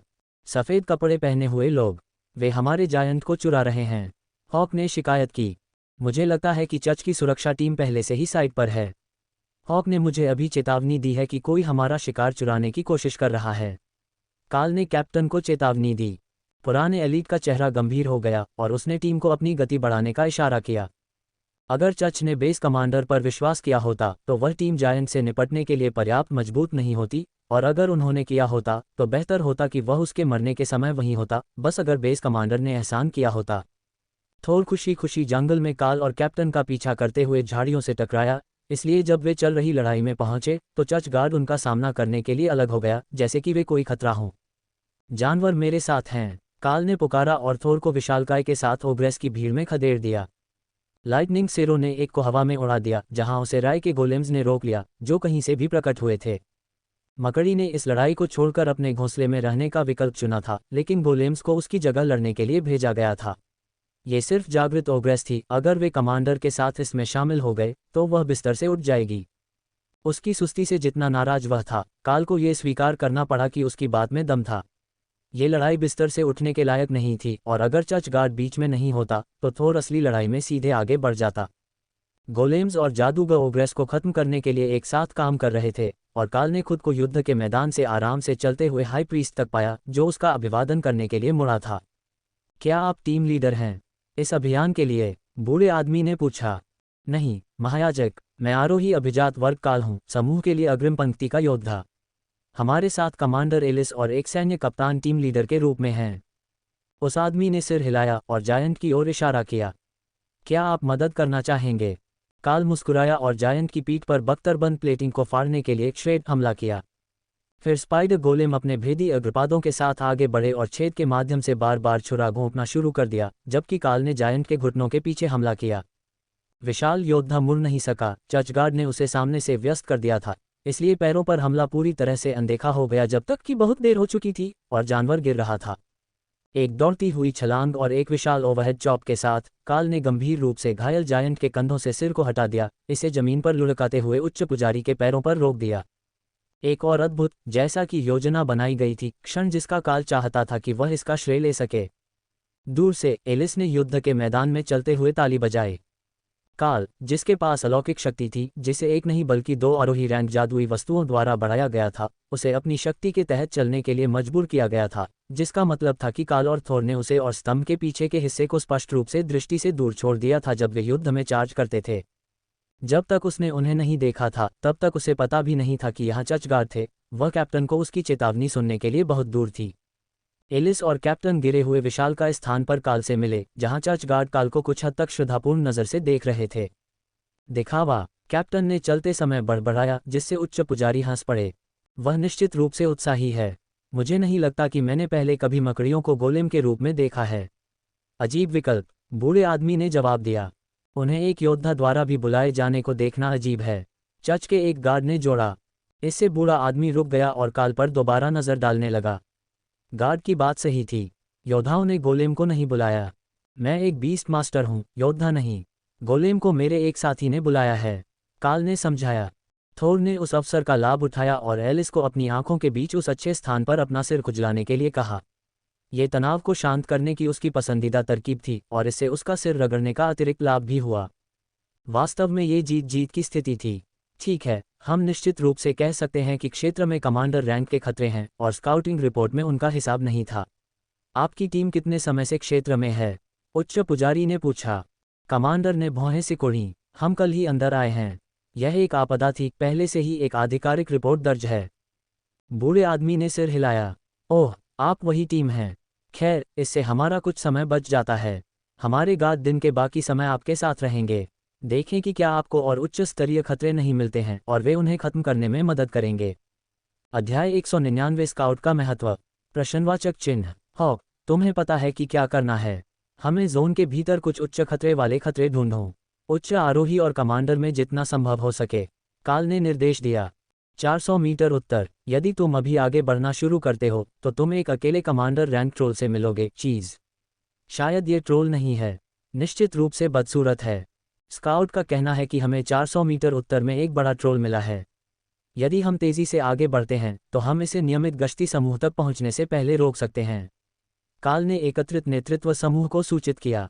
मैंने रेडियो पर कुछ नहीं सुना। उच्च पुजारी ने अपने ईयरबड की ओर इशारा करते हुए उत्तर दिया। मेरे और मेरे ड्रैगन हॉक के बीच मानसिक संचार। ट्रोल तेजी से आगे बढ़ रहा है, इसलिए अगर हम इसे रोकना चाहते हैं तो मुझे जाना होगा। काल ने उत्तर दिया। टेसा ने खुद को थोर की पीठ पर फेंक दिया और उसकी रिज पर छोटे स्पाइक्स को पकड़ लिया। हम चलते हैं। और थोर खतरे की दिशा में भाग गया। काल उसका पीछा कर रहा था और चर्च गार्ड का एक छोटा समूह उसका पीछा कर रहा था। उन्हें ये लड़ाई देखनी थी ताकि यह सुनिश्चित हो सके कि कोई झूठ न बोल रहा हो या दूसरे क्षेत्रों से शव न ला रहा हो। ऐसा लग रहा था कि यह टीम ऐसा नहीं कर सकती जब उनके पास इतनी शक्ति थी, लेकिन कुछ भी संभव था। काल ने थोर को पछाड़ दिया क्योंकि जानवर को पेड़ों से टकराने या टेसा को नीचे गिराने से बचने के लिए धीमा होना पड़ा, और वह हॉक द्वारा ट्रोल कहे जाने वाले जानवर से मिलने वाला पहला व्यक्ति था। ये वही हो सकता है, लेकिन काल ने इससे पहले कभी इतना बड़ा और बदसूरत कुछ नहीं देखा था। ये 6 मीटर लंबा था, काई से ढका हुआ था और जहां त्वचा दिखाई दे रही थी वहां ये फोड़े और सड़ी हुई थी। ये लगभग ऐसा लग रहा था जैसे यह मरा हुआ हो, लेकिन काल घायल क्षेत्रों को आपस में जुड़ते हुए देख सकता था जबकि वे अन्य क्षेत्रों में सड़ रहे थे और बिखर रहे थे। ये निश्चित रूप से ऐसा कुछ नहीं था जिसे वह नज़दीकी लड़ाई में लड़ना चाहता था। हॉक, इस चीज़ को जलाओ। मुझे लगता है कि थोड़ी आग से स्थिति में सुधार होगा। काल ने निर्देश दिया। आग के गोले की बौछार प्राणी में धंस गई और गायब हो गई, लेकिन उन्होंने त्वचा में धुआं उगलने वाले गड्ढे छोड़ दिए जो काल के देखते देखते धीरे धीरे अंतराल को बंद कर रहे थे। हमें और अधिक आक्रमण शक्ति की आवश्यकता है, काल ने दूसरों को सूचित किया। राय उस चीज को छूने के लिए उतनी ही अनिच्छुक थी जितनी काल थी, लेकिन उसके श्रेय के लिए वह लड़ने के लिए बाहर आए और अपने साथ गोलेम को भी लाए। उन्होंने ट्रोल से मांस के मोटे टुकड़े को काट दिया जिससे जमीन पर बासी ढेर रह गए और प्राणी ने किसी तरह का युद्ध रोना शुरू कर दिया। लगातार प्रयास करते रहो, जितना अधिक मांस हम काटते हैं उतनी ही धीमी गति से यह पुनर्जीवित होता है। काल ने दूसरों को प्रोत्साहित किया क्योंकि उसने श्रेड का उपयोग करके हाथ की चर्बी का एक बड़ा हिस्सा काट दिया, ये निर्धारित करने की कोशिश कर रहा था कि वास्तविक मांसपेशियां कहाँ थीं। हॉक ने जमीन पर आग लगा दी, मांस के घृणित ढेर को जला दिया जैसे ही चर्च गार्ड घटनास्थल पर पहुंचे। ड्रैगन, दुनिया में वह गंध क्या है? उनमें से एक ने पूछा जैसे ही उसने एक चमकता हुआ सुनहरा घेरा सक्रिय किया जिसने कटे हुए मांस को जलाने में हॉक की आग जितनी ही मदद की। इससे ट्रोल की बाहरी परत भी धुआं छोड़ने लगी और पौधे जलने लगे जिससे नीचे का घिनौना शरीर दिखाई देने लगा। काल की तरह हर कोई जानवर पर दूर से हमला कर रहा था, जबकि रे और उसके गोलेम अपने अग्रपादों से मांस के टुकड़े फाड़ने की पूरी कोशिश कर रहे थे। अपनी मकड़ी को वापस बुलाओ और उसे शुद्ध करने वाली रोशनी में खड़ा करो। वह ट्रोल दलदली बीमारी से संक्रमित है और यह मिनटों में लगभग किसी भी चीज को मार देता है। ट्रोल इतनी तेजी से पुनर्जीवित होते हैं कि यह उन्हें मार नहीं सकता, इसलिए यह अंधाधुंध घूम रहा है। सुदृढ़ीकरण के नेता ने जोर दिया। रे को 2 बार बताने की जरूरत नहीं थी। इससे पहले कि वह बोलना बंद भी करे, वह गार्ड के बगल में उसकी सफाई करने वाली रोशनी में थी, लेकिन इतनी पास नहीं कि वह उससे टकरा जाए और गंदगी को स्थानांतरित कर दे। गोलेम को धीमा होने की कोई जरूरत नहीं थी। वे जीवित प्राणी नहीं थे और जानवर उन्हें मारने में असमर्थ था क्योंकि उन्होंने उसकी पीठ को चीर दिया था। क्या ये सिर्फ मैं ही हूं या ये चीज वाकई मरने में खुश है? काल ने पूछा क्योंकि चर्च गार्ड ने प्राणी की छाती को निकालने के लिए अपने हमलों पर ध्यान केंद्रित किया। गार्ड ने अपना सिर हिलाया। ये हमें भ्रष्टाचार को इतना कम करने के लिए मजबूर करने की कोशिश कर रहा है कि यह खुद को ठीक कर सके। इस तरह के ट्रोल इतनी आसानी से नहीं मरते। अगर आप शवों को नहीं जलाते हैं तो वे अंततः सिर्फ एक हाथ से वापस आ जाएंगे। इसलिए बीमारी ट्रोल की तुलना में विनाश के लिए अधिक संवेदनशील थी, और एक बार जब वे सभी संक्रमित शरीर के अंगों को जला देते हैं तो सैद्धांतिक रूप से यह पूरी ताकत से वापस आ सकता है। हॉक, आग का इस्तेमाल करते रहो। ट्रोल आग से होने वाले नुकसान को भी दोबारा नहीं पैदा कर सकता, काल ने निर्देश दिया। जैसे जैसे वे लड़ रहे थे, तेज गति से चलने वाले योद्धाओं में से ज्यादातर लड़ाई में शामिल हो रहे थे, ट्रोल को घेर रहे थे और उसे काट रहे थे। साथ ही यह भी सुनिश्चित कर रहे थे कि जमीन जलती रहे ताकि कटा हुआ मांस फिर से और ज्यादा खराब ट्रोल में तब्दील न हो जाए। धीरे धीरे दर्दनाक तरीके से प्राणी को नीचे लाया गया, छोटे छोटे टुकड़ों में काटा गया और फिर टुकड़ों को जलाकर राख कर दिया गया ताकि यह सुनिश्चित हो सके कि यह फिर से पैदा न हो। अच्छा, यह अप्रत्याशित रूप से घिनौना था। इसे जलाने और शुद्ध करने के बाद भी क्षेत्र में अभी भी भयानक गंध आ रही थी। काल ने कहा, हम में से किसी के भी क्षेत्र को छोड़ने से पहले थोड़ी और सफाई करनी होगी, खासकर सेरो और मकड़ी के लिए जो वास्तव में इसके संपर्क में आए थे। टेसा ने समझाया। वह अभी भी थोर की सवारी कर रही थी और जब वह युद्ध में गया था तब वह नीचे नहीं उतरी थी। उसने फैसला किया था कि उसे युद्ध के निर्देश देना बेहतर होगा ताकि वह जानवर में अपने सींग न गड़ा दे और खुद संक्रमित न हो जाए। उसने पूरी लड़ाई अपनी पूंछ से लड़ी थी और टेसा ने उसे बढ़ाया था जबकि वह उसकी पीठ पर सवार थी, लेकिन ज्यादातर वे युद्ध के मैदान के किनारे पर रहे जहां भूकंप लक्ष्य तक पहुंच सकता था, लेकिन उन्हें कोई छींटे से नुकसान नहीं होगा। बाकी टीम के उनके पास पहुंचने से पहले ही लड़ाई खत्म हो गई थी और गार्ड कमांडर ने अपनी रिपोर्ट हाई प्रीस्ट को दी, जिन्होंने क्षेत्र पर अतिरिक्त सफाई की क्योंकि प्राणी कमांडर रैंक का था और किसी तरह निम्न रैंक वाले एलीट की लपटों से बच सकता था। यह मेरे डर से भी बदतर है। ये बीमारी एक भयानक चीज़ है, लेकिन इससे भी महत्वपूर्ण बात यह है कि हम नहीं जानते कि यह कहाँ से शुरू हुई या इसने कितने अन्य प्राणियों में बीमारी फैलाई होगी। हाई प्रीस्ट ने आह भरी। काल की टीम के कप्तान ने गंभीरता से सिर हिलाया। ये चर्च के लिए एक वास्तविक पहेली की तरह लगता है। ये यहाँ भी विपत्ति के पहले संकेत हैं, लेकिन ये हमारा केवल तीसरा दिन है। क्या आप स्रोत की खोज के लिए एक टीम को अलग करना चाहेंगे जबकि हम ड्रैगन हॉक द्वारा रिपोर्ट किए गए अन्य रैंकिंग राक्षसों से निपटते हैं? अभी भी कई खतरे हैं जिनसे निपटने के लिए यहाँ की जागृत रैंक की टीमें तैयार नहीं हैं, और बहुत सारे ऐसे हैं जिनसे जागृत नेतृत्व वाली कॉमन ग्रेड की टीमें बिल्कुल भी नहीं निपट पाएंगी।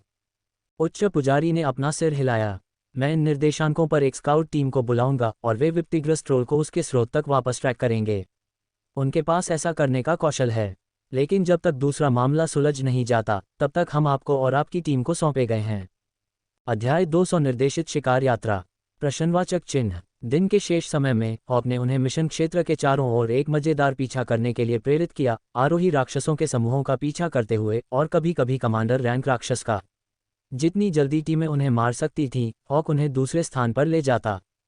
यह इतना बेकाबू हो रहा था कि उन्हें पराजित उच्च रैंक वाले जानवरों के सिर से भरे कूड़े को खींचने के लिए थोर को फिर से नियुक्त करना पड़ा, जो बेस कमांडर की अक्षमता का उनका ठोस सबूत था। काल ने उन्हें थोर के स्थान पर रखने की पेशकश की थी, लेकिन उच्च पुजारी ने इसकी बात नहीं सुनी। ट्रॉफियों को एक अलग स्थान पर जाने से छेड़छाड़ की संभावना पैदा हुई और यह चर्च के साक्ष्य मानकों के अनुरूप नहीं था। मुझे लगता है कि वे सभी हैं, लेकिन मनुष्य थके हुए लग रहे हैं। हमें अब शिविर में जाना चाहिए, हॉक ने सुझाव दिया। काल ने महसूस किया कि यह इच्छा समूह में मौजूद उन लोगों के प्रति किसी सहानुभूति के कारण नहीं थी जो अलौकिक शक्ति से रहित थे, बल्कि इसलिए क्योंकि वह उस किले के ऊपर अपना घोंसला देख सकता था जहां से वह गश्त कर रहा था, और वह बिस्तर पर जाना चाहता था। जैसे जैसे दिन बीतता गया, थोर सेरोनाइट से बोझा ढोने वाले जानवर फिर कुलीन पैक स्टीड में बदल गया, और अब उसके पीछे न केवल सिर से भरा हुआ लिटर था, बल्कि लोट्स भी उसकी पीठ पर था। साथ ही उसकी और टेसा दोनों के पैक भी उसकी पीठ पर लटके हुए थे। शक्तिशाली सेरों के लिए अतिरिक्त वजन कोई बोझ नहीं था, लेकिन उसे खदानों में एक पैक खच्चर की तरह लदे हुए देखना मजेदार था, जबकि वास्तव में वह बिना किसी वास्तविक प्रतिरोध के इस सैन्य इकाई के 3/4 हिस्से में उत्पात मचा सकता था। लोट्स को कार्गो नहीं माना जाता, वह मेरे तराजू को खरोंचने के लिए सभी बेहतरीन जगहों को जानती है। थोर ने काल की सोच का विरोध किया।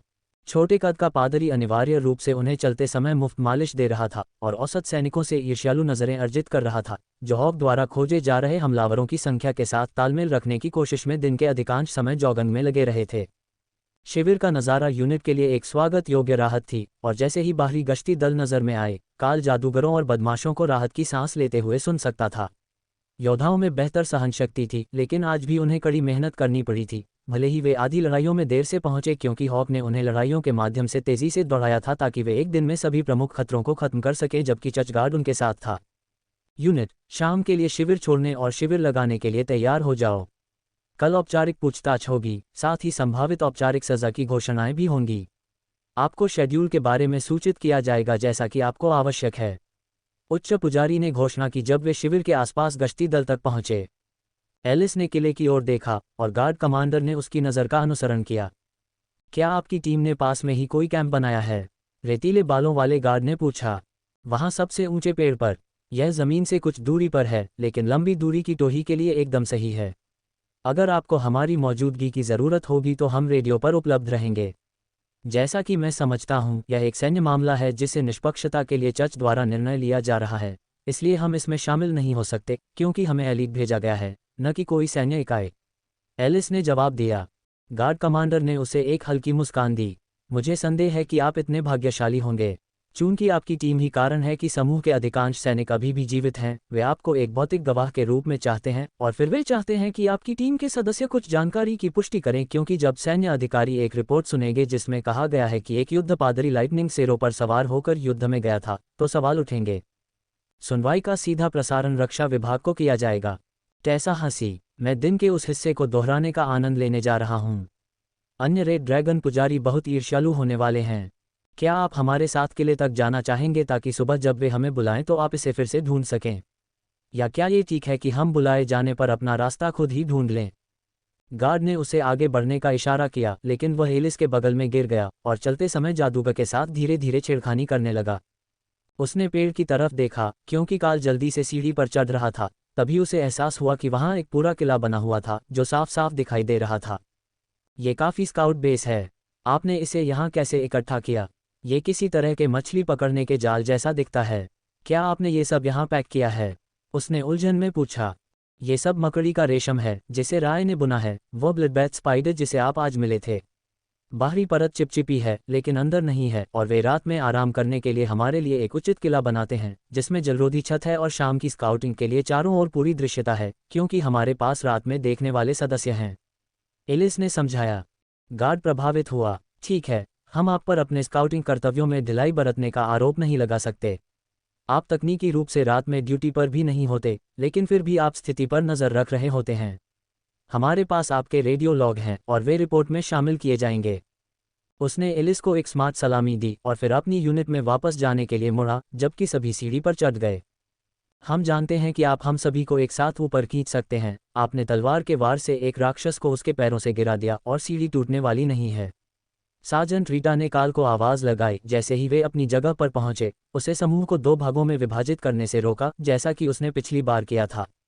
आप जानते हैं, हम थोर से आपको यहाँ फेंकवा सकते हैं और मैं आपको पकड़ भी सकता हूँ, उसने सुझाव दिया। लोट्स हंसा, लेकिन किसी और को यह विचार मनोरंजक नहीं लगा। लोट्स और टेसा ने डिनर शुरू कर दिया, जबकि अन्य लोगों ने अपने गियर को साफ करना शुरू कर दिया और हर चीज़ को नुकसान के लिए जांचना शुरू कर दिया। वे हाल ही में बहुत से युद्धों में शामिल हुए थे और यदि आप उस पर ध्यान नहीं देते तो गियर सबसे अप्रत्याशित क्षणों में खराब हो जाता था। काल ने पाया कि यह उसकी बेल्ट के बारे में सच था, जो उस जगह से घिसने लगी थी जहां उसका एक हाथ वाला ब्लेड लटका हुआ था। ऐसा लग रहा था कि यह बहुत जल्दी था, लेकिन उसने लोट्स को उसके जादू से पैच अप करने के लिए अलग रख दिया और अपने ब्लेड का निरीक्षण करना शुरू कर दिया। कम इस्तेमाल किए जाने वाले एक हाथ वाले ब्लेड के कच्चे निर्माण के बावजूद वे दोनों बिल्कुल सही काम करने की स्थिति में दिखाई दिए। उनमें कोई नुकसान नहीं हुआ। उसका लड़ाकू पहनावा अभी भी अच्छी हालत में था, हालांकि उसे अच्छी तरह से धोने की ज़रूरत थी। अगर वह सोच रहा होता तो वह कपड़े बदलने से पहले शॉवर के पानी से उसे धो लेता और एलिस को हवा के जादू से उसे सुखाने देता। एकमात्र समस्या ये थी कि आप गश्त पर वास्तव में ताज़े धुले हुए कपड़े नहीं चाहते थे। न केवल आप अलग दिखते थे, बल्कि कपड़े धोने के साबुन की गंध इतनी बेमेल थी कि मीलों दूर से हर राक्षस आपकी उपस्थिति को पहचान लेता और आपके आने से बहुत पहले ही आपके आने के लिए तैयार हो जाता।